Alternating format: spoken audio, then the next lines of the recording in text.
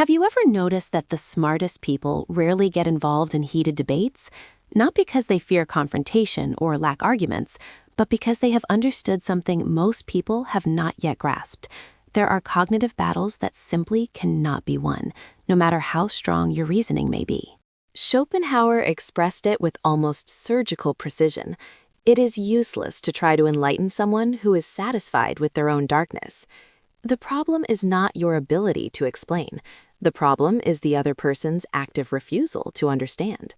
Smart people have therefore developed a kind of inner radar, able to sense when they are facing not someone searching for truth, but someone mainly seeking validation. They know that trying to convince someone who does not want to be convinced is not an intellectual challenge, but a waste of precious mental resources. Nietzsche also warned us, do not try to take away people's illusions unless you can offer them something better in return. But what can you do when the other person refuses any alternative, when they glorify their own limits as if they were virtues? The difference between average intelligence and higher intelligence is not about how much you know, but about your ability to see where your attention is really worth investing.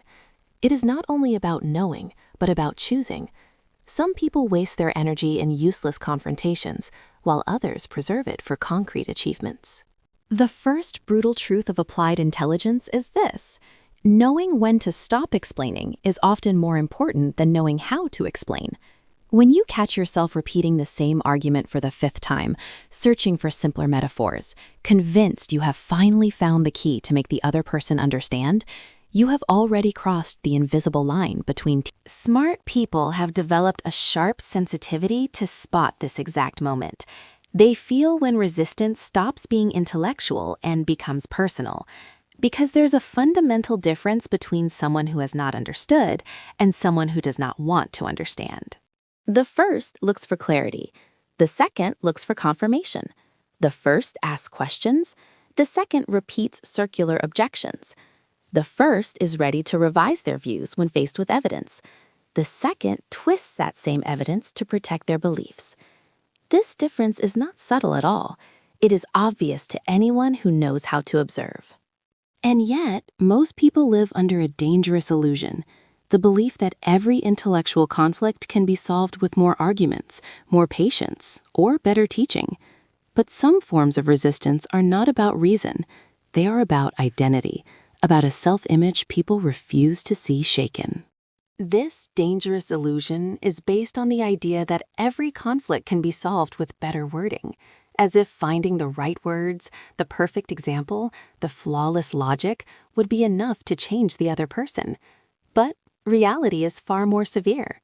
There is a point of diminishing returns, beyond which more explanations strangely create less understanding, not because you explain badly, but because the other person no longer processes the information.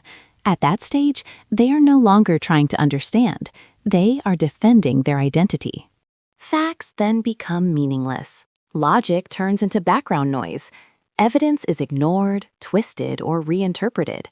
Real dialogue dies, and in its place appears a theater of vanity where everyone delivers monologues disguised as conversation. This is where the crucial difference appears. While the narrow mind keeps investing energy in this theater because it needs the validation of being right, the smart person recognizes the script. They stand up, mentally, and walk away. Not with drama, not by claiming superiority, but simply by withdrawing their attention and redirecting it toward more fertile ground. This ability to disengage strategically is not about being cold or morally superior. It reflects a deep understanding of an economic principle applied to thinking: opportunity cost. Every minute spent trying to enlighten someone who has actively chosen to stay in the dark is a minute taken away from meaningful projects, from stimulating relationships, from ideas that could grow with better directed attention. Smart people do not measure success by how many minds they manage to convert, but by the quality of the interactions they build. They understand that convincing someone does not lift anyone up when the other person does not want to rise. On the contrary, it often only strengthens resistance. There is, however, a fundamental distinction that most people miss. Ignorance and stupidity do not operate on the same level. Ignorance is simply a lack of information, a temporary condition that can be corrected by access to accurate knowledge. Stupidity, on the other hand, is something very different. Stupidity is a far more insidious phenomenon. It is not just a lack of information, but an active defense against anything that threatens comfortable mental structures. Dietrich Bonhoeffer captured this perfectly when he said that against stupidity, we have no defense. Arguments that contradict personal beliefs are not believed, and when they are undeniable, they are dismissed as meaningless exceptions. This observation is not only philosophical, it is deeply practical. Smart people internalize it and adjust their behavior accordingly. They know that a real discussion requires at least a minimal common ground, agreement on what counts as valid evidence, a willingness to revise one's views in light of data, and the ability to distinguish opinion from fact. When this foundation does not exist, discussion becomes impossible by definition. What is happening then is no longer a debate, but something more primitive, a clash of identities. Each argument is no longer judged for its logic, but for what it implies about self-image. Accepting a point may mean admitting being wrong about something important, so the mind finds 1,000 creative ways to reject it, no matter how valid it is. This mechanism is not limited to poorly educated people. It appears at every level of education, simply dressed in more or less sophisticated rhetoric. A lawyer may defend fallacies with impressive legal language. A doctor may cling to outdated protocols by selectively quoting studies. An academic may build walls of jargon around wrong ideas. The form changes, but the mechanism stays the same, protecting the ego by refusing to learn. Smart people recognize this pattern not by the words themselves, but by the structure of the interaction. They observe whether objections are truly addressed or simply avoided, whether new information actually changes positions or is immediately rationalized away, whether there is genuine curiosity or just a search for weak spots to launch a counterattack. When they realize they are facing the second case, they apply what could be called strategic silence. This is not the passive silence of someone who gives up. It is the active silence of someone who consciously chooses not to feed an unproductive dynamic. There is real power in this restraint. While the narrow mind takes silence as a victory in the argument, the smart person uses it as a tool to protect their energy. They understand what Nietzsche had already pointed out. It is not a lack of information that makes some conversations impossible, but a lack of cognitive good faith. Recognizing this impossibility early can save years of useless frustration and emotional exhaustion, simply by paying attention to the first signs of identity-based resistance. The compulsion to keep explaining often says more about the one who explains than about the one who listens. When you catch yourself reformulating the same argument for the third, the fourth, the fifth time, convinced you have finally found the perfect wording, you are no longer teaching. You are being naive. Smart people have built an immunity to this naivete through repeated experience and a clear-eyed analysis of results. They have learned that insisting on explaining beyond a certain point does not show virtuous patience, but an inability to read clear cognitive signals. The other person is not confused. They do not need more clarity. They simply do not want to understand, because understanding would require change, and change is uncomfortable. This distinction is crucial. Real confusion shows itself through precise questions, requests for clarification, and attempts to connect new information with previous knowledge. Resistance, disguised as confusion, on the other hand, appears through circular objections, constant topic shifts, appeals to irrelevant exceptions, or through that revealing phrase, "Yes, but in my opinion," as if opinion were a shield against facts. While many people keep wasting their energy in this endless game, smart people change strategy completely. Instead of trying to convert, they observe. Instead of teaching, they sort. Every interaction becomes an opportunity to collect data about the cognitive patterns of others. They quickly identify, does this person process information in a linear way or in a holistic way? Do they respond better to concrete data or to abstract principles? Do they show real curiosity Or are they just waiting for their turn to speak? Do they have a minimal ability for self-criticism, or do they see any challenge as a personal attack? These observations are not driven by malice, but by pragmatism. Because the reality is simple. Not everyone operates at the same level of cognitive sophistication, and recognizing this fact is not elitism, it is honesty. Smart people apply this principle to the management of their interactions. They clearly distinguish between deep engagement with those who are worth it and polite disengagement with those for whom the investment would be wasted. This classification is not based on arbitrary cruelty. It rests on a clear assessment of three factors: openness to learning, ability to handle complexity, and a minimal level of intellectual humility. When all three are present, they invest time, share knowledge, and build conceptual bridges.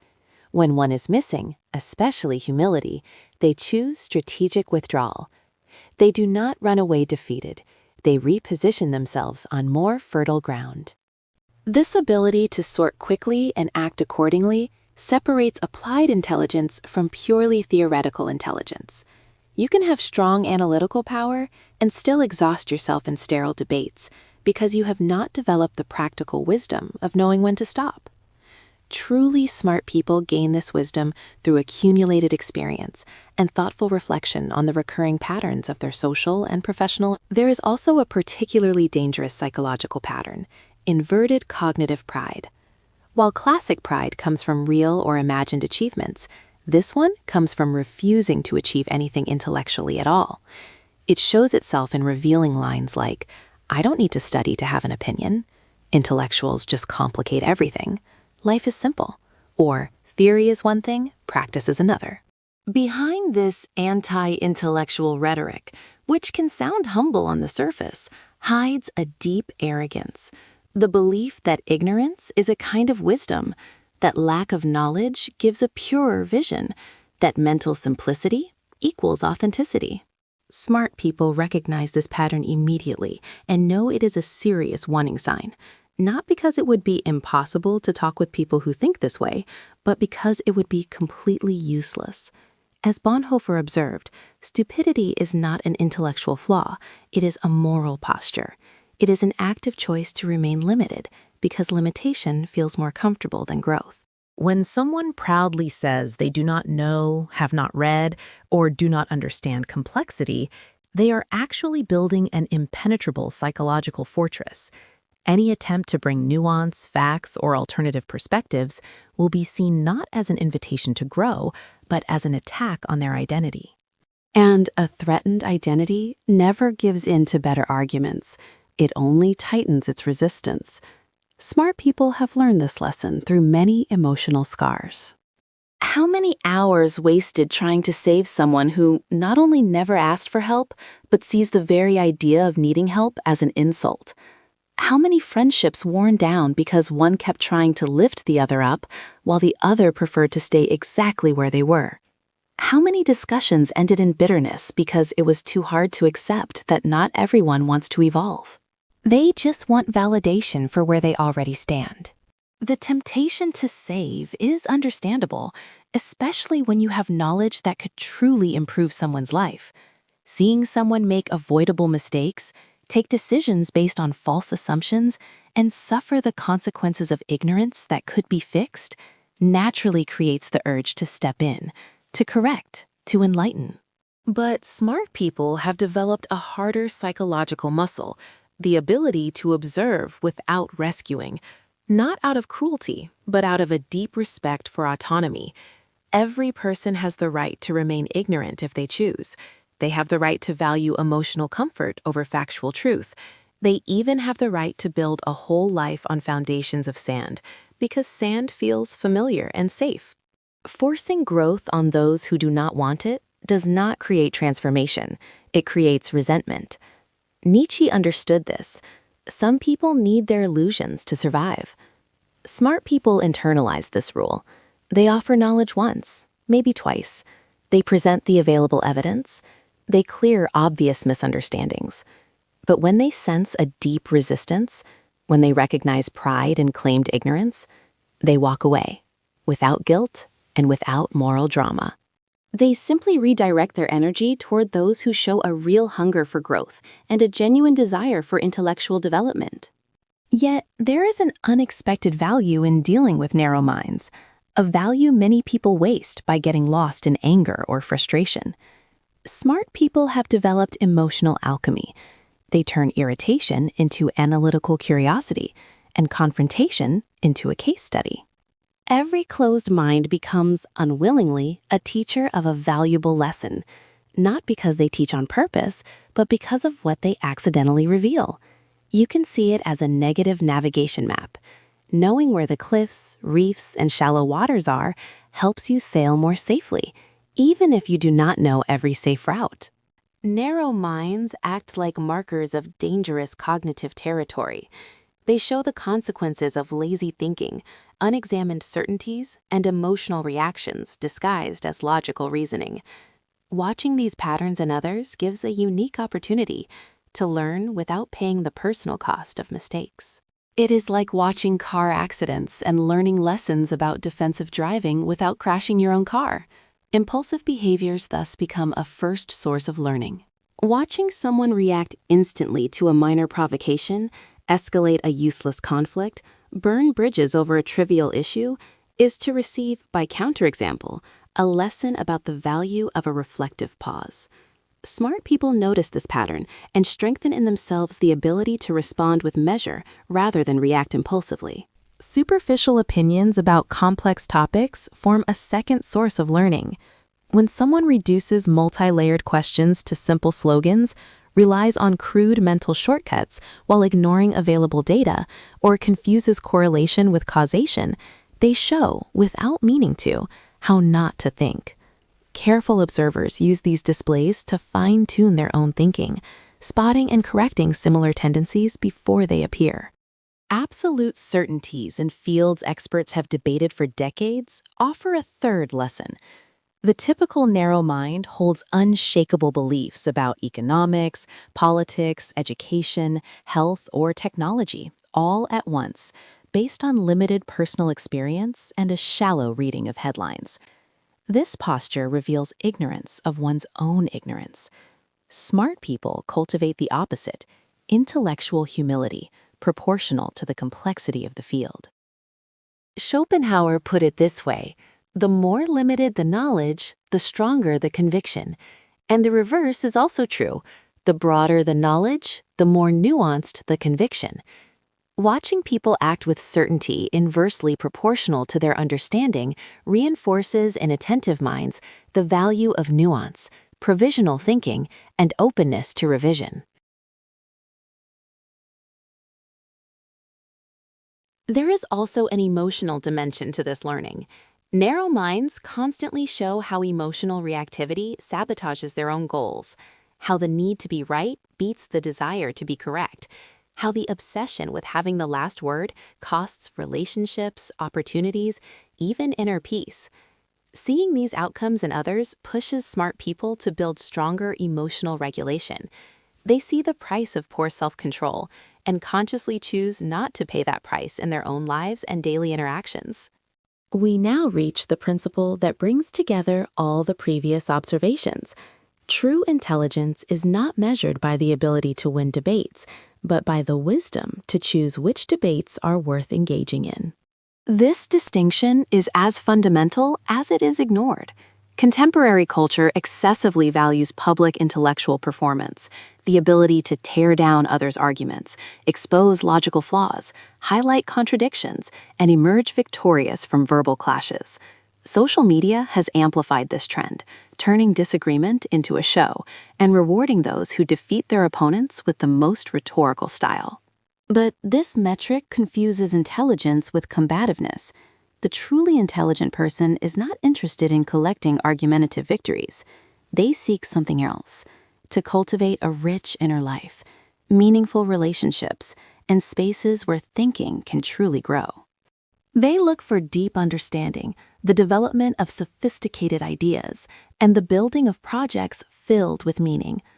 They know these activities require sustained focus, preserved mental energy, and time not broken up by insignificant intellectual skirmishes. Nietzsche offered a sharp insight. Being alone among people who do not understand what we mean is a very different kind of loneliness. Smart people grasp this difference and shape their lives accordingly. The conscious choice of battles works on several levels. The first is filtering people. Not every voice deserves a reply. Not every provocation deserves a reaction. Not every dispute deserves engagement. Smart people develop quick criteria. Does this person show minimal intellectual good faith? Do they have basic knowledge of the topic? Are they willing to change their mind when faced with evidence? If the answer is no, the conversation ends before it even begins. The second level is choosing topics. Some debates are structurally barren. Questions loaded with identity issues rarely produce fruitful dialogue. Smart people recognize these swampy areas and choose to go around them. The third level is managing energy. Even productive conversations have a cognitive cost. Smart people budget this energy carefully. They know they only have a limited number of hours each day for high-quality thinking, so they choose deliberately where to invest. They prefer one deep conversation with a curious person to 10 shallow debates with poorly informed minds.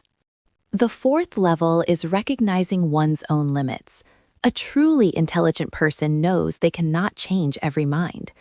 Intellectual evangelism is tempting for those who master a field, to enlighten the masses, correct errors, raise the general level of discourse. But this impulse hides a trap: scattered focus, diluted impact, emotional exhaustion. It is simply impossible to educate everyone at the same time. So, smart people choose targeted impact over diffuse reach. They invest deeply in a few fruitful intellectual relationships, rather than superficially in many sterile ones. This selectivity is not contemptuous elitism. It reflects a mature understanding of limited resources and the need for strategic allocation. You do not have unlimited time. You do not have infinite patience. You do not have endless energy. So you must choose. And an intelligent choice always favors depth over breadth, quality over quantity, real impact over empty public performance. The final truth is simple. Intelligence without strategic judgment is a powerful tool in the hands of a clumsy operator.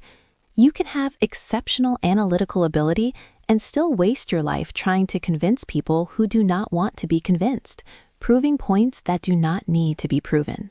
Or you can develop this extra wisdom to recognize that true intelligence includes knowing when to stay silent, when to step back, and when to redirect your attention toward more fertile and promising ground. Before we part, ask yourself this: have you ever wasted precious time trying to convince someone who simply did not want to understand? If this message speaks to you, remember at least this: choosing your battles is choosing your life.